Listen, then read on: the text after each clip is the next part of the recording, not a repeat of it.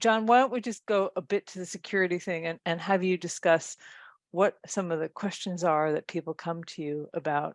Yeah, Is this and look, its point is spot on that there is, sometimes just an assumption that it was easy when you put a physical device in a premise and you said, well, everything in that building is behind this security device, say a firewall. We provide policy, have a nice day. Now that is so exploded from a cloud perspective, we try to get people, and the ones that have done the best job have said they really approach it as an entire new installation for security services as a module, whether that's the cloud native or third party or usually some integration of the two, and say that is the point of enforcement and policy.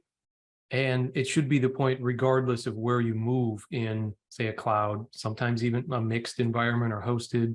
Uh, and so that enforcement point becomes we don't want to use the term bottleneck, but it becomes the gateway for access in and out.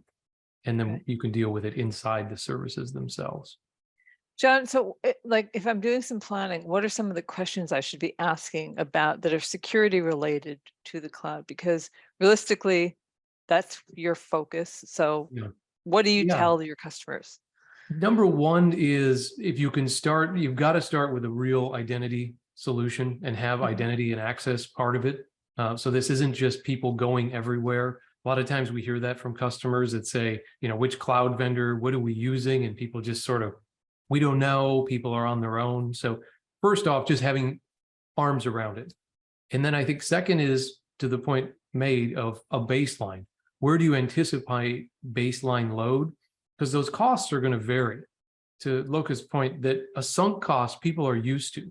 If we deployed a data center or a new office and we said we want an appliance and a rack, this is what we get. They spend the money and then they say it's spent. The beauty of cloud environments is that you could reduce that cost, have a baseline, and then enable it to burst. So sort of that future planning, or at least now planning for the future of where are we at, where do we anticipate, and then is there a scale plan in order? So I'd say those are the two things: arms around it, scaling model.